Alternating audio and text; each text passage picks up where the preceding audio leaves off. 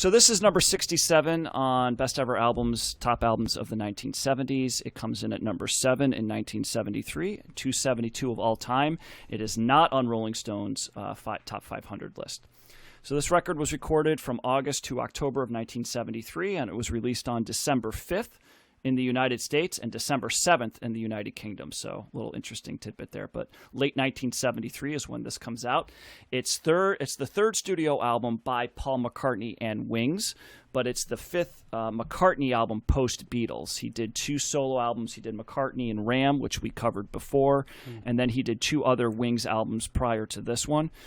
For this record, sales were modest initially, but eventually it became the highest-selling album of 1974 in the United Kingdom and Australia, mostly due to the popularity of the singles Band on the Run and Jet. So this album did end up selling very well. It's also considered McCartney's best solo album. I mean, he's got a band with him, but it's considered his crowning achievement as a solo artist post-Beatles. So a little history of the record. So after the release of Ram, Paul McCartney decides to officially start a new band. He wants his wife Linda to be in the band, of course. And he also asked drummer Danny Sywell and guitarist Hugh McCracken, who were both session musicians on the Ram album. Sywell agrees to join, but McCracken turns him down. And then McCartney asks former Moody Blues guitarist Denny Laine to join instead. Denny Laine was not actually on the Moody Blues album that we covered, Days of Future Past. He quit the band just before that record was released. I did see that. So Paul decided on the name Wings while Linda was giving birth. She was having complications and had difficulty giving birth to their daughter Stella. So Paul prayed furiously around that time, and during his praying, the idea of Wings came to him, and he thought that would be a good name to name his band.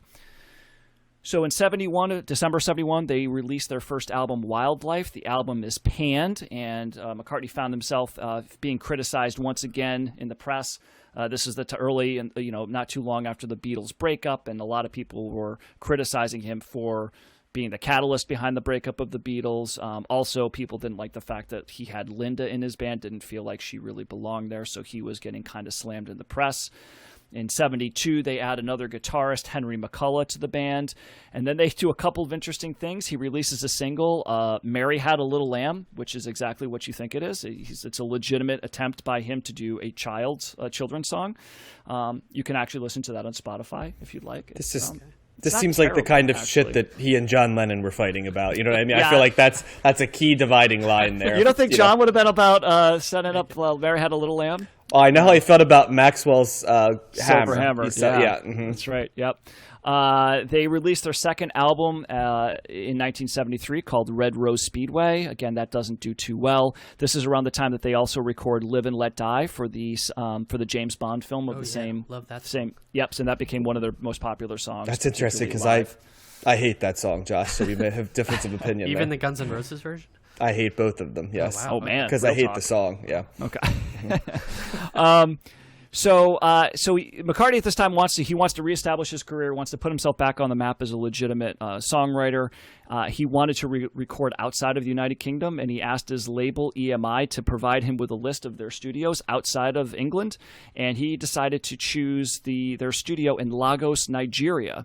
And he had visions of them sitting on the beach during the day, hanging out, and then going into the recording studio at night. Felt it was almost like a paradise type of situation. In Lagos, Nigeria? Nigeria, yes. In the 1970s? Borderline third world country? Yeah, we're going to get to that. In 1970, beyond borderline, like definitively third world country. Yeah. It wasn't the best idea. Well, you get the feeling John and George wouldn't have made that mistake, do you, Matt? Yeah. It was just really, it was really poorly researched. I could say that. It was just like, hey, there's the ocean right there on the coast. Let's go to the beach. I feel like even Ringo wouldn't have made that mistake. You know what I mean? It's like we got to look into this a little bit more, mate. Yeah. Former British colony. Maybe he was like.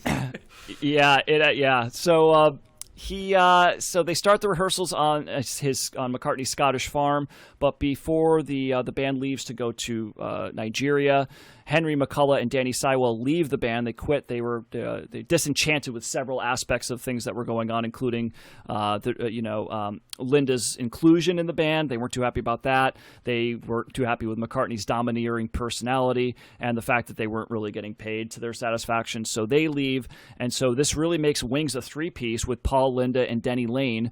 So they go to Nigeria with former Beatles engineer Jeff Emmerich to start recording. And as John was saying, this was Nigeria coming off the heels of a civil war and being run by a military government. Well, I was going to say, I'm looking at it right now. I just was curious, like, what was going on in Nigeria in the early 70s? And it was like, in 75, there was a bloodless coup. In the 70s, there was an exile and another bloodless coup. So, boy. Yep. Mm-hmm. So it wasn't the best. And, of course, needless to say, the studio was substandard. It had a faulty control desk and only one 8-track tape machine. Yet they decided to stay there anyway and do the best that they could. So McCartney finds himself playing several instruments to make up for the recently departed band members. In addition to the poor studio, there were a couple of extenuating circumstances that are worth bringing up. First and foremost, Paul and Linda were held up at knife point on a evening stroll where they were relieved of their handbag, which contained lyrics of songs and demos. They went on an evening stroll? Yeah. How? Somebody warned them, it's like, it's not a good idea. It's, we're back, it's fine. We're just going to go for a walk. And, they were held up at knife point. So they were relieved of some of their demo tapes. So were they involved with Woodstock 99 at all? Poor planning, yes, for sure. So the other thing that happened, McCartney suffers a bronchial spasm. He left him gasping for breath. It caused Linda actually thought he was having a heart attack. Good thing there's solid medical care in Nigeria. I'm sure he was able to take care. They didn't say if he was rushed to the hospital, but I guess he just ended up being okay. But it sounded like, but they said it turned out that the reason that he was having these bronchial spasms was due to excessive smoking. So another reason cigarettes not to smoke. Or everything? Well, probably everything. He was probably still smoking weed then too, but he just smoking in general. Okay. Afrobeat pioneer and political activist Fela Kuti wasn't too happy with McCartney coming to Africa. He felt like he was going to steal and exploit African music. So McCartney actually had to, personally invite him into the studio and play him the songs from this record to convince him that, in fact, he was not trying to do that. Ginger Baker makes an appearance here. Apparently, he had a studio. Really? Ginger Baker, drummer from Cream, had a studio in Lagos, Nigeria, and invited McCartney and crew to go record the album. How did Ginger Baker have a studio in Lagos, Nigeria in 1973? I think he was actually living there, if I'm not mistaken. I might have to clean that stack, but Ginger Baker, you are going to have to clean that stack, because I had to figure out how does Ginger Baker end up from being in Cream in 1968 to Lagos, Nigeria 5 years later. Yep. So he invites them to record the entire album there. Turns out they only recorded one song there, which was Picasso's last words, "Drink to Me." What are the chances, by the way, that shit's going wrong and then it's like, we can go over to Ginger's studio in Lagos, Nigeria to finish this up? Well, my guess is that studio is way more decked out than the one that they were at, the EMI studio. I felt it funny, too, that Drink to Me came, that song, Picasso's last words, Drink to Me, came to McCartney after an interaction with Dustin Hoffman, who they were hanging out together, and Dustin Hoffman was like, man, you can't write about anything. You can't just, because I guess McCartney was saying, I can write whatever I want. And he's like, you can't just write about anything. So Dustin Hoffman looks into the paper, and Picasso had recently passed, and he goes, and apparently those were Picasso's last words, drink to me, drink to my health. I know I can't drink by myself or alone or whatever. And so that was like in an article. And so Dustin Hoffman's like, write a song about this. And so McCartney sat there and started playing the song. It just kind of came off it. So thanks to Dustin Hoffman, that song exists. So the band returns to the United Kingdom on September 23rd, which is when they received a telegram from EMI that was actually written prior to their departure for Nigeria, warning them not to go because of a recent outbreak of cholera. So I don't believe anybody actually contracted cholera, but nice, this is pre-social media, so nobody could text them while they were there. So they found that out. Luckily, did come down with cholera after their visit. You text people on social media, Matt? You do social media differently than I do. Well, texting, DMing, whatever the kids are calling it these days, John. Yes. So then they go into George Martin's AIR studios in London, so they transfer the recordings onto 16-track. They actually recorded another song called Hell on Wheels, which was the first single that was released, but it was not included on the album. It did so well in the United States that the distributor, Apple Records, asked that it be included on the U.S. version, and McCartney agreed to it, even though that was not his original intention. So, but that is not, if you look at the Spotify version of Band on the Run, Hell on Wheels is not included on that. But you I can still did listen access to it though, because it was on another one. I was curious. Yep. So. Is it good? I see it's number 10 on this deluxe version. You can see why it's the single. Let me put it that way. Yeah, it's a good. It's catchy. It's good. So that's kind of the theme of this record is freedom and escape, and which is what McCartney was trying to do. That's what all Nigerians want. That's what freedom and escape. That's right. So so let's hear our thoughts on this. Josh, let's start with you. What are your thoughts on Band on the Run? Well, it's I have mixed feelings on Band on the Run. It's kind of the best tendencies and worst tendencies of McCartney, and I probably feel similar to how I felt on his previous solo records. The guy can write really catchy songs. There's no doubt about it, and there's a bunch on here. Mrs. Vanderbilt, Let Me Roll It, Mammonia. Those are three right in the middle that, and not to mention Band on the Run and Jet. Those three are all just, they get in my head, and they have these really catchy choruses that are fun to sing along to and dance with. But then he does other things like protracted operatic epic songs like 1985, or kind of sweet saccharine types of songs like Bluebird, and even kind of the schizophrenic nature of Band on the Run, where it starts one way, it transitions to a more conventional hook, and then it transitions into something else. Those things kind of drive me crazy. There's kind of no consistency on his albums, I feel like, and the strength of the catchiness of the songs some of the songs is not enough to carry the whole album for me. I guess that's kind of my higher level thoughts on it. Okay. John? I feel like to some degree Josh has the same notes I do. So this is like, it's a classic McCartney album, and that like he has a gift for melody that is just amazing, especially musical composition melody. As I'm listening to these songs, I'm like, gosh, the ideas of these songs. And so also, I've said this before, but what a bassist Paul McCartney is. My God, he's like, I always am reminded how good he's in my top 10 bassists. And you know me, I love bassists. Like I could rattle off 30 to 40 bassists off the top of my head I love. But very melodic. It's centered around the bass right here and the bass lines, because I think, he's unfettered and stuff. And just, it was one of the first things I always noticed there, and the melody of these songs. So that's the good, right? And stuff like that. I like the ambition here. And I like the incorporation of a little bit of like the world sounds and things like Mammonia and stuff like that. Like he did it in a way that was appropriate. You know what I mean? And I appreciated that. It's Paul McCartney, so the lyrics are always going to be terrible.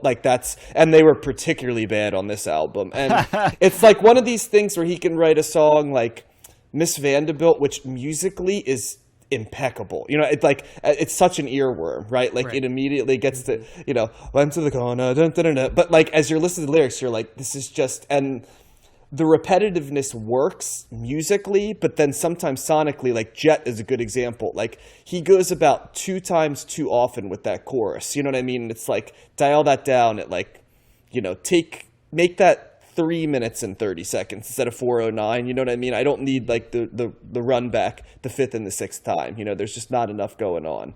And that's where I stand. I like this album quite a bit. The fact that it got stuck in my head is a testament to what it is. But like Josh said, there's just that cheesiness that comes through sometimes. Like he shook it more on this one than he normally does, but it resurfaces. It's interesting that Matt picked 1985, because that's actually my least favorite song on the album. I didn't really love that or Picasso's Last Words, but if the album was just the first 7 songs, it would probably be worth about 3 or 4 more points on the overall ranking for me, because I felt like there was enough there that, if you took those 7 and then put Hell on Wheels on as the 8th song, I feel like that's for me, that's what I would have liked the album to have been. And I don't know if Picasso's Last Words and 1985 were enough were interesting enough for me to justify the 12 minutes of space they got, you know what I mean, compared to the rest of the album. So I would say thumbs up for sure. And the highs, the bass lines, the melody, the construction of some of these songs are real highs, but then there's a piece that just continues to be missing. I will say one last thing, Matt, before I turn it over to you. Mm-hmm. I feel like this more so than I listened to the Paul McCartney album because I was curious after we did Ram. Mm-hmm. Right, so I've heard those two, and now this one. I feel like this more than any of them feels like what Paul McCartney would be like if he was running the Beatles without having to cede to Lennon or to some degree giving, George a little bit of space too. Like, I feel like this is kind of what the Beatles would sound like if Paul McCartney was running the show. Like this would be like what a Paul McCartney solo or Beatles album run by him would sound like. Mm-hmm. Yeah. Mm-hmm. Okay. So I think going into this project, these McCartney solo albums, I didn't really know any of them. I knew I knew the hits. I knew Band on the Run. That might have been the only song I knew on this. I don't think I knew any off of Ram, actually. And Paul McCartney as a solo artist never really interested me at all. Like, I was always more interested in Lennon and Harrison to a lesser extent, just because of I knew about All Things Must Pass being, this is the best Beatles, post solo Beatle album. And I have to say, I really like this record. And this is making me, rethink a little bit my stance on Paul McCartney as a solo artist. It doesn't surprise me, though. I think this is a very strong album. And all the stuff that you're saying about the lyrics, John, it doesn't surprise me that the lyrics are bad, but I couldn't have told you that the lyrics are bad because the music is just... tell you what they're about. The music is just trumping everything here. I really like what he's doing. I think this is a varied album. I don't mind it. I've always liked Band on the Run. You're right, Josh. It's kind of an interesting song because it's very, it just stops. I've always thought the middle piece, which is the shortest one, I'm like, keep going with that. That is such a great groove. It's almost a Prague experiment. Yeah, well, he kind of wanted to make that like the second side of Abbey Road. That was like an intentional thing for him to do. Yeah, so which is like, and you know how I feel about it. So of course I love Band on the Run, but my complaint about that is that he doesn't actually stick with that middle part longer because I think there's a lot of cool things he could do with that. Jet's a great pop song. Bluebird kind of brings it down. It's kind of this resets. It resets things. Mrs. Vanderbilt, I love that song. I agree, John. That to me is like a Kinks song. He's doing like another. Sounds like a Ray Davies type song, and the kind of the bouncy nature. It's a little quirky. It's obscenely catcy. Obscenely catchy. It's a standout track on this album. Yeah, and I thought of doing that as the song, but and I'll get to 1985 in a second. Let Me Roll It. I like that. That to me, Sherry was listening to that and she's like, "Is this John Lennon?" I was like, "No, it's McCartney." And as soon as she said that, I was like, "Oh, I totally get that." The guitar part, that it sounds like a very kind of like a raw type of Lennon sound. That's a less polished song. But then it's like McCartney doing Lennon. Yeah. But then as I was doing research, people were saying, no, his voice actually sounds like Lennon, and I was like, I don't really hear. Sherry was saying she heard it like that, but other people and even McCartney later on said, well, I wasn't trying to sound like Lennon there, but I guess I do. That just happened to be what it is. So I never really heard that, but definitely the guitar. I think that's a rawer song. So the second half I'm not as high on. Mammonia is okay. It's kind of, I could see how somebody might not like that. It's kind of got a little cheesy effect there, but it's catchy enough. It's fine. It's for that. 1985, I love that song. I love the way that ends the album. I just think it just comes out of nowhere. It's so different than everything else. It is more of an epic song. I just love the groove, and I don't know what there is to dislike about it. I mean, that's hitting on a level for me, and I love how it fades into Band on the Run at the end, like in the background. I think that's a really fun, strong, powerful song to end on, and it's mostly instrumental, but that the way that the piano's playing that part, like all the instrumentation, I was like, as soon as I heard that, I was like, oh man, I like this a lot. And so it was one of like 2 or 3 songs I could have put on, and I just went with that at the end. So yeah, I don't know. I'm not saying that I think that I'm going to be able to go back into all of McCartney's discography and just be amazed by all of his stuff. I think that there's probably a reason why Ram and Band on the Run are the higher ranked, more, critically acclaimed, if you will, McCartney albums. I'm sure there's plenty of good McCartney stuff, but there's also plenty of McCartney stuff that I've heard that's just like, ugh. Like Paul McCartney is he's one of those artists for me that I can either be just totally enamored with what he's doing and think that he's one of the greats of all time, maybe the greatest of all time, and then he can do something so egregious and so cheesy and so schlocky and so lazy, like that Wonderful Christmas Time. People know I hate that. That is the worst freaking Christmas song. It's so lazy. It's a cash grab, and for someone that can write something like Yesterday to come up with that crap, right, which is like somebody, it's baffling that he does stuff like that. So he is a frustrating artist, but for me, this record and Ram to a lesser extent, I probably like this better than Ram, but I think that this is a real strong effort. This is showing what he is really capable of doing musically and outside of the Beatles, just doing his own thing. And this is it's a big thumbs up for me. I really like the record. Would you say that Paul McCartney kind of needed Lennon as his editor, or at least the creative tension to kind of like keep him? Like, I feel like within the Beatles, he got a 50% creative freedom, right? A fair amount in that band. It was obviously Harrison, pretty much the narrative is he got squeezed out a little bit, right? But I feel like he wouldn't have been as good in the Beatles without somebody pushing back on some of the and then when he's on his own, right? You get some of these things that it's kind of like, oh, that would be stuff that would be missing from a Beatles album because it would be ceded to Lennon or Harrison. Yeah. Well, and I say that's the same thing with Lennon, though, right? So, Lennon did the same thing for that. That's why they were so great together. That's why the Beatles were so great. Is you had an amazingly talented artist in terms of melody, like with McCartney and his melody and his gift for that, and then you had the edge of Lennon, right? The acerbic nature, the edge of Lennon, the wit of and the avant-garde nature of him, and you bring those two together, and that's what you get with the Beatles. Even though in their latter years they were kind of doing their own thing, so McCartney song is basically mostly McCartney, but they still had to answer to each other and go to each other for advice and stuff like that. So yeah, absolutely, that's that. They both made each other way better, which is why the Beatles were so great. I mean, I can't. What other bands that are, none are as successful as the Beatles, but successful bands that then broke up into solo acts that are as kind of, interesting and talked about as McCartney and Lennon and Harrison. Are there other that had as many solo careers? Is that what you're saying? That have solo careers of note, I guess. Can you think of any? I can't off the top of my head. I'm sure they're out there, but I'm just in terms of pop culture, like they carried on in a way that some bands don't. There's not a lot of bands that have as many songwriters, primary singers and songwriters. Right. I think that's what it is. It's like the Beatles, they all sang songs, you know what I mean? Whereas most bands have a lead singer. Yeah. Right. And I think that's why you don't have as many of the careers. I mean, there might be artists that broke up and formed other bands.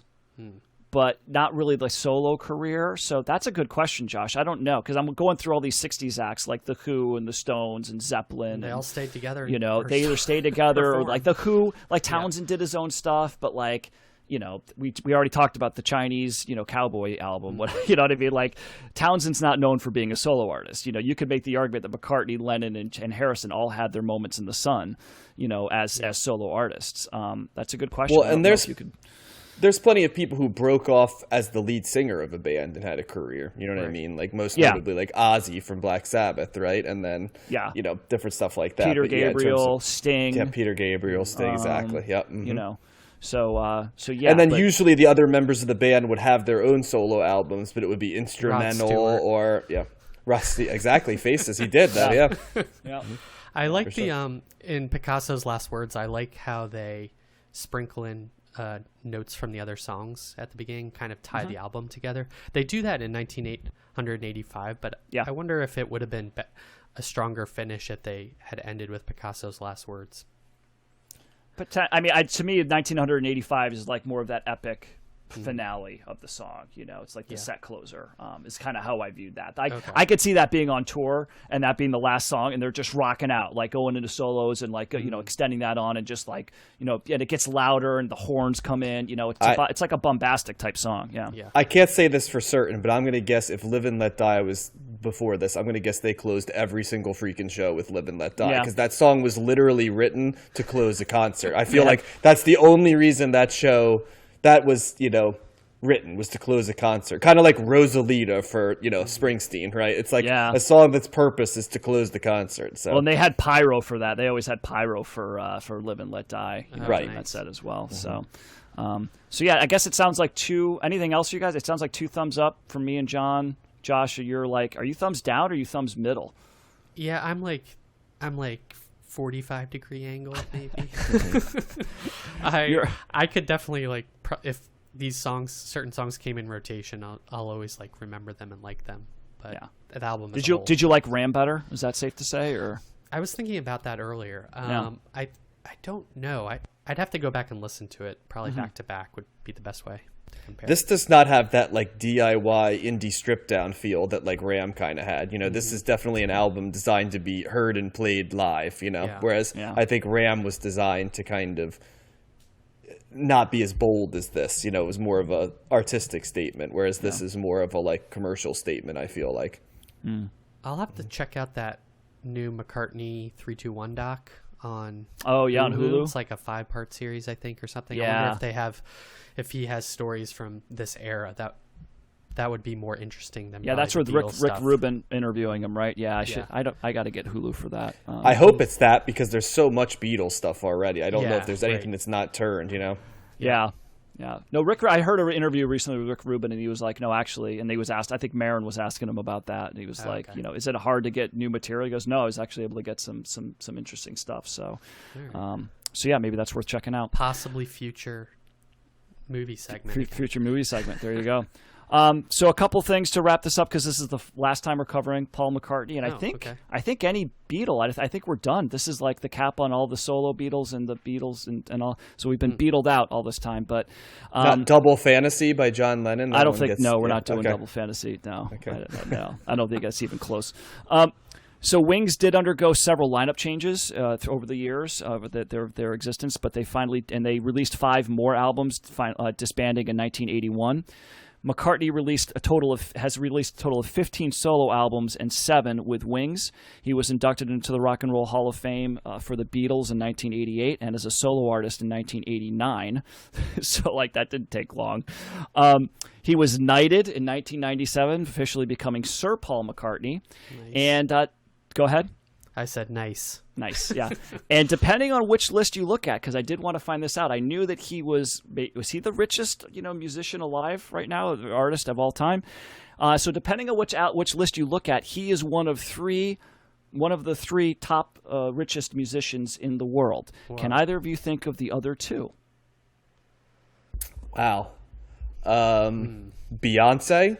Or Dr. Dre, because he did Beats, right? You just had it. Jay-Z. Jay-Z, okay, yeah, I was going to say, Jay-Z or Beats. Not Beyonce or Dr. Dre. Dr. Dre is up there, but he's not top 3. The other one, I'd be shocked if either of you got.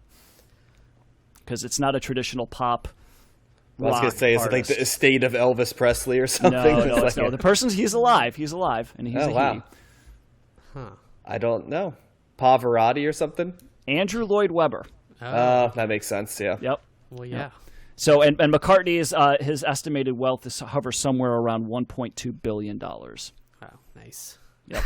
Yet he still constantly bitches about Michael Jackson squeezing him out on some of those tracks. So he's got you cross him, man, he's gonna keep firing. You got to give him credit. He basically told Michael Jackson music money's in publishing, and then Jackson went and stole and took and bought. And I didn't steal it, but he bought all his publishing rights. He took his advice, and he said, I think the direct quote was, what's more valuable than the Beatles catalog? Yeah, pretty much. There's some logic to it, yeah. So I have to look into that too, because I think Jackson eventually. I think some other. Maybe McCartney actually got it back. I'll have to look into that. That's Neverland fuck money right there, and we're gonna just leave it at that. Oh gosh, I'm not doing a Josh's movie corner on that doc. Yeah. That is certainly one way of putting it, John. So thanks, but I do my best. Matt, when did they just go to as Wings as opposed to Paul McCartney and Wings? After their first album was Wings, and then I think their second one they changed to Paul McCartney and Wings. Okay. So it was before, because Band on the Run is Paul McCartney with Wings, And the Do you second think that was album. because people looked at Wings and are like, who the fuck are Wings? And they're like, we should tell them that Paul McCartney's in the... Oh, Well, okay. John, I didn't read it in the research, but I can almost guarantee you that is what happened. Yes, I'm sure that's what Yeah, happened. that's right up there with, what was the band that was in the religious section? Genesis, right? Oh, And yeah, then, like, Genesis, rebrand, yeah. So Well, it's not a good name for us, yeah. So, especially when the title of the album was From Genesis to Revelation. You know, Oh, right. it's like, might as well just put We Love Jesus on our album, and So, Well, all right.